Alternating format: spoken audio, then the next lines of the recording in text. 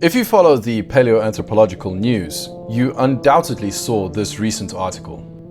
Tons of other publications jumped on it immediately, making their own posts about it, and most of the paleoanthropological world lapped it up, viewing it as gospel. And you'll most likely see it up on many other YouTube channels, reporting it as a remarkable revelation. At first glance, I was a little skeptical of the title, but as any self-respecting man of science should do, I put my bias aside and decided to go through it. And oh boy, this one was a shocker. What I found legitimately stunned me, as the scientific magazine of Science is easily the most respected in the field, which I have been reading and learning from for years. The sheer number of factual inaccuracies, logical errors, and presumptive theories with little to no evidence stunned me. How did this get through the editing board of Science, and why?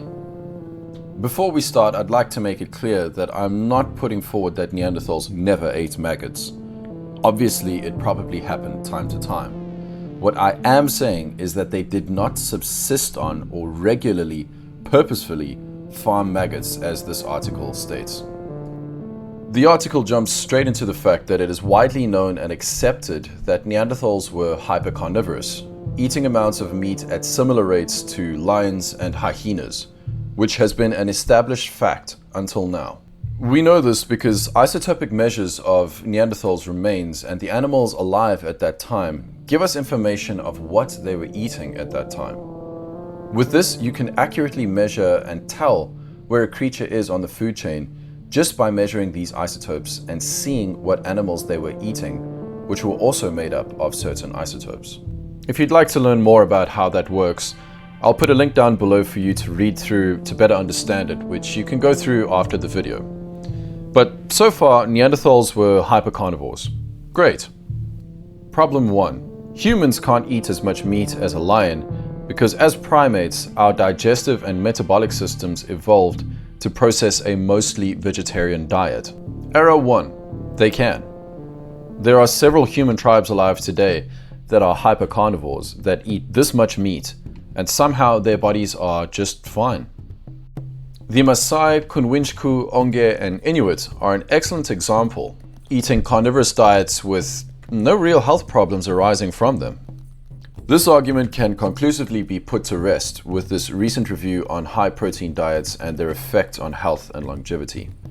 This comprehensive and excellently conducted review pretty much conclusively shows that throughout the last 60 years of nutrition, there have been no well-conducted studies that can effectively show high-protein diets harming humans or causing shorter lifespans. If you'd like to dive into the study and look at all the details, go watch Dr. Mike Israetel's in-depth analysis of it after this video. I'll leave a link down below. Additionally, there are millions of people around the world that are following the carnivore diet right now, and they seem to be quite healthy too. In fact, this diet is sometimes prescribed by doctors to help treat autoimmune disorders. A study at Harvard even showed 89% of the studied carnivore diet followers report improvement in autoimmune conditions. Error 2. Primates evolved to eat a mostly vegetarian diet. Well, when you say primates, are you speaking of the completely carnivorous tarsier, the completely vegetarian gorilla, the omnivorous chimpanzee? In fact, chimpanzees actively hunt other primates and eat them regularly. Clearly, being a primate has nothing to do with what you end up eating, and this point is ridiculous at best. Homo sapiens, Neanderthals, Homo erectus clearly ate huge amounts of meat, and we know this from how many butchering sites we see of animals which were clearly eaten by humans. Interestingly, our isotopes as prehistoric Homo sapiens show up to be around as carnivorous as Neanderthals were. So, what is she talking about? Our digestive tract is perfectly designed to digest meat, and our guts are not designed like a vegetarian's would be. Our gut is a similar length to that of apex predators, and our stomach pH follows the same trend. This is clear as day. Problem 2. Too much protein floods the liver with ammonia, which can be toxic, even deadly, as the liver can't convert it all to urea, causing it to build up in the bloodstream. Error 1. I'm not even sure how to start with this one. She says eating too much meat will flood the body with ammonia. Humans can safely eat 3.5 grams of protein per kilogram of body weight with no ill effects. And in fact, with an intensely active lifestyle, this kind of diet, or close to it, is recommended for some athletes. At this amount of protein, the person is basically eating a carnivore diet, and that is an incredibly high amount of protein. In fact, no one healthy has ever been recorded of dying from eating too much protein. Let that sink in for a moment. The only recorded deaths we have, and they are extremely rare, are usually caused by genetic or biological problems in the person's body, which causes them to be unable to process these biological processes correctly. She mentioned rabbit poisoning just before this, and perhaps she is confusing the two. To be clear, rabbit poisoning is just the lack of calories from eating extremely lean meat that has no fat on it, so your body struggles for energy. The name comes from those who only eat rabbit meat, which is extremely lean, encountering this issue. Neanderthals were eating giant herbivores with enormous fat deposits, not rabbits. In fact, a recent discovery made headlines of Neanderthal fat factories, where Neanderthals extracted fat from bones in order to harness the life-saving energy found in bone marrow. Why would they be doing this if they were farming maggots?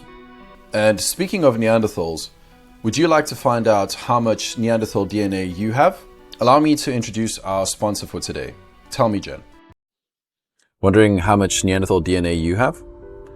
Tell Me Jen has generously decided to give my viewers a 10% discount on their DNA tests.